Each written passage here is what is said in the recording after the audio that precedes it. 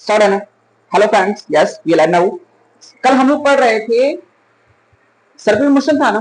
कल हम लोग सर्कुलर मोशन पढ़ रहे थे, ठीक है। वहां पे मेरा मैटर शायद लास्ट पॉइंट था हम लोग का आवर्तकाल और आवृत्ति। एक बार फिर से देखते हैं आवर्तकाल।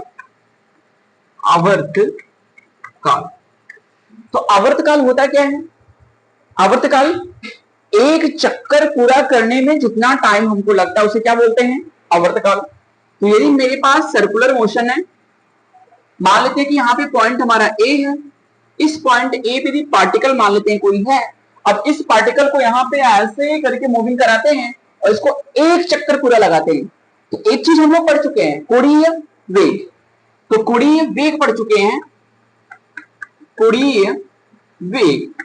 तो कोणीय वेग को किससे दिखाते हैं? ओमेगा से। ओमेगा इक्वल्स टू होता क्या है? ओमेगा इक्वल्स टू कोणीय विस्थापन। तो कोणीय विस्थापन आप लिख लो ऐसे, कोणीय विस्थापन को किससे दिखाते हैं? थीटा से। और ओमेगा इक्वल्स टू कोणीय वेग है, तो वेग के साथ में क्या ऐड करने पे, सॉरी विस्थापन के साथ में क्या ऐड करने पे हमको वेग मिला था? टाइम। तो टाइम कितना हो गया? टी। आप ऐसे देखो, यदि एंगल थीटा है और एक चक्कर पूरा करने को आवर्तकाल कहते हैं, तो एक चक्कर पूरा मूव करेगा, तो एक चक्कर मूव करने में थीटा की वैल्यू कितनी हो जाएगी? 2 पाई। तो ओमेगा इक्वल्स टू कितना? 2 पाई अपॉन का कितना?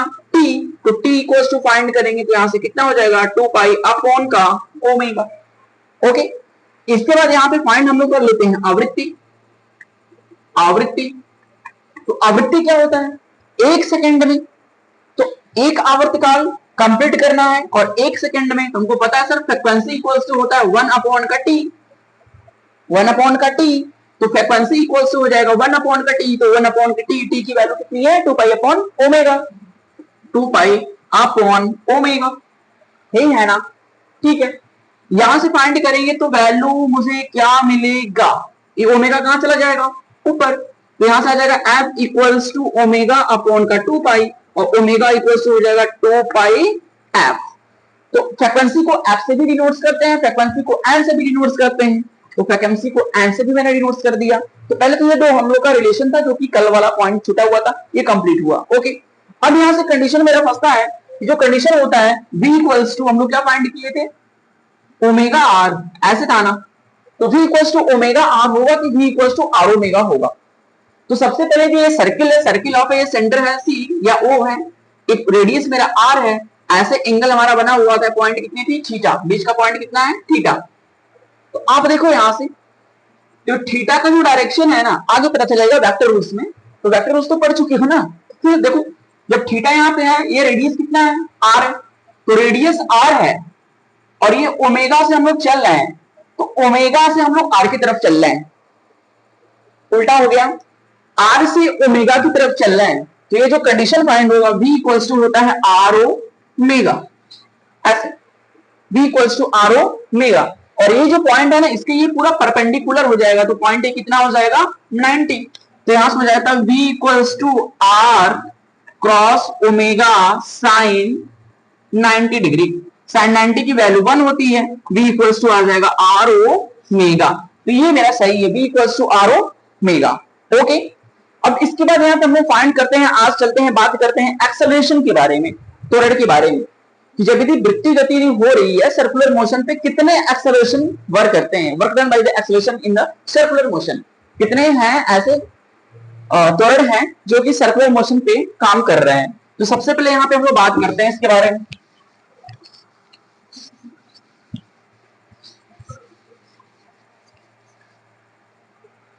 त्वरण के बारे में बात करते हैं। तो सर्कुलर मोशन पे जो त्वरण होता है वो हम लोग यहाँ पे फाइंड करते हैं। ठीक है, बाई बुक ही तो चल रहा है, बाई बुक में है ना 4 टाइप्स का होगा। तो फर्स्ट है मेरा यहाँ से अभिकेंद्र त्वरण, अभिकेंद्र त्वरण। सेकंड है मेरा स्पर्शीय त्वरण, स्पर्शीय त्वरण, स्पर्शीय त्वरण। थर्ड है मेरा नेट होता है, नेट एक्सेलरेशन, नेट त्वरण। और फोर्थ मेरा होता है, अभी केंद्र हो गया, स्पर्शी हो गया, नेट हो गया, फोर्थ मेरा होता है कोणीय त्वरण, कोणीय त्वरण। ओके, इतने एक्सेलरेशन के बारे में हमको जानना है कि सर्कुलर मोशन पे ये इतने एक्सेलरेशन हमारे वर्क डन होते हैं। ओके, आते हैं सबसे पहले यहाँ पे स्टार्ट पॉइंट करते हैं अभिकेंद्र त्वरण। ओके,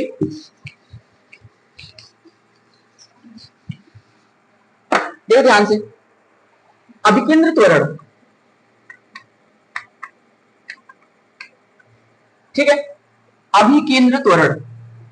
अभिकेंद्र कोई एक नाभिक है, नाभिक के सेंटर पे लगने वाला जो एक्सेलरेशन होता है वही तो होता है अभिकेंद्र त्वरण। तो अभिकेंद्र त्वरण के बारे में बात करते हैं, ठीक है, इसको बोलते हैं सेंट्रीपिटल एक्सेलरेशन। इंग्लिश वर्ड इसका सेंट्रीपिटल एक्सेलरेशन, इसको बोलते हैं सेंट्रीपिटल एक्सेलरेशन। ओके, अब ध्यान से देखो, सर्किल है, okay, centre A, radius for R है, ध्यान से आप पहले देखो, और यहां पर भी मान लेते हैं रेडियस फॉर आर है, ये पॉइंट थोड़ा बड़ा लेते हैं, रेडियस फॉर आर है, ये पॉइंट ए है, ये point D. Okay, point A है, पॉइंट डी है। थोड़ा सा आप ध्यान से देखो, माना कि मेरे पास एक पार्टिकल है, माना कि मेरे पास एक वस्तु है, माना कि m द्रव्यमान की कोई एक वस्तु है, अब समझ में आया? तो यहां पे मान लेते हैं कोई एक मेरे पास एक पार्टिकल है, एक पार्टिकल है, समझ में आ रहा है? तो एक पार्टिकल है और इस पार्टिकल को हम यहां से मोशन करा रहे हैं। तो पार्टिकल जब मेरा यदि मोशन करेगा तो पार्टिकल मोशन करा करके हम पॉइंट बी पे लेके जा रहे हैं, तो पार्टिकल मेरा यहां आके रुका, आगे भी बढ़ सकता है, आगे बढ़ेगा भी, बट यहां पे पहले हम थोड़ा सा फाइंड कर लेते हैं कि सेंट्रीपिटल एक्सेलरेशन होता क्या है। तो जब भी पार्टिकल मेरा यहां से यहां तक मूव किया, तो ये देखो ऐसे सुनो, एक देखो ऐसे, ये एक सर्कुलर पाथ है।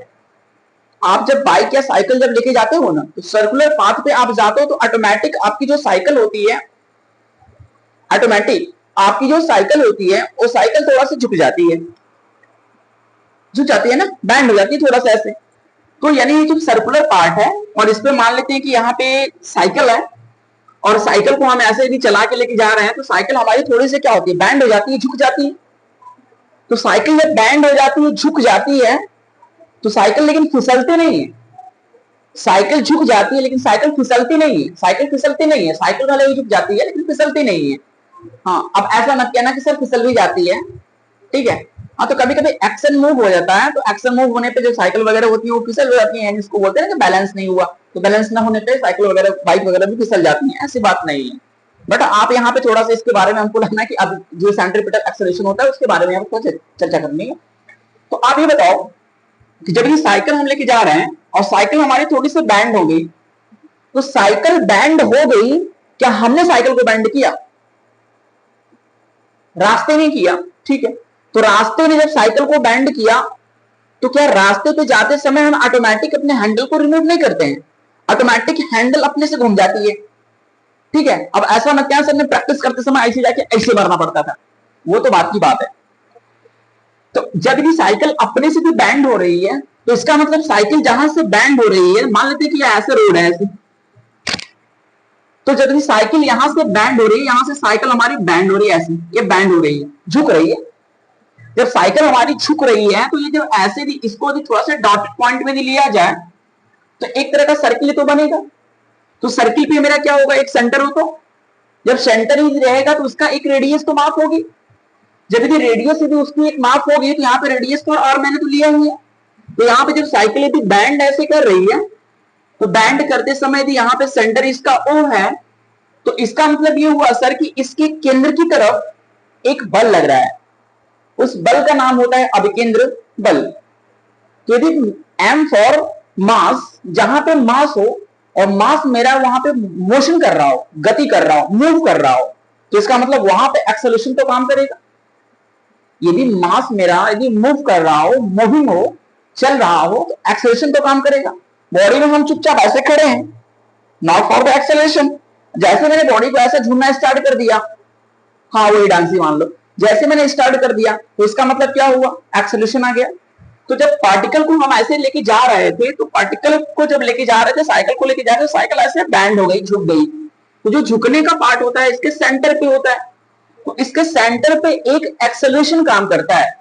जो एक्सेलरेशन होता है वो उसको हम ए और सी से दिखाते हैं, C for centre, A for acceleration. तो सेंटर पे जो एक्सेलरेशन काम करता है यानी सेंट्रीपिटल एक्सेलरेशन होता है, सेंट्रीपिटल फोर्स भी होता है।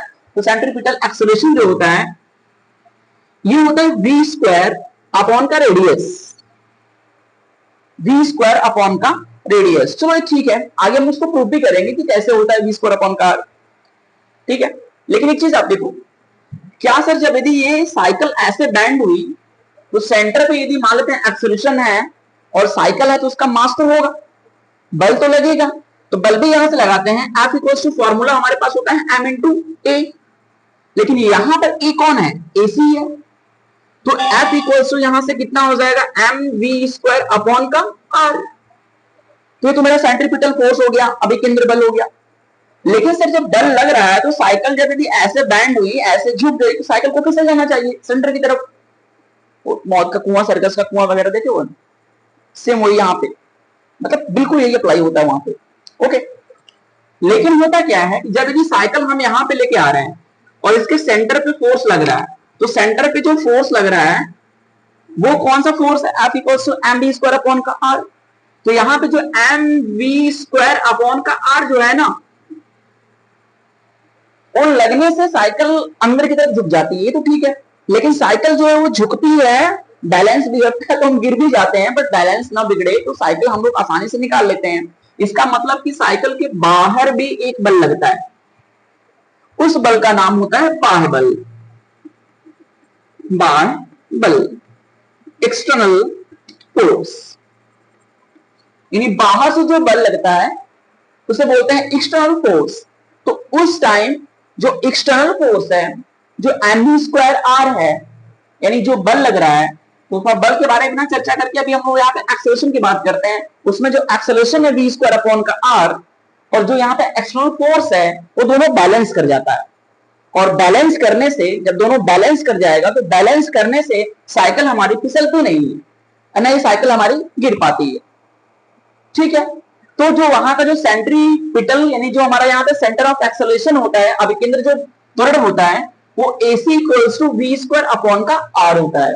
तो पहली कंडीशन यही थी कि अभिकेंद्र त्वरण क्या होता है, तो हमेशा ये सेंटर पे लगता है, रेडियस फॉर आर रहता है।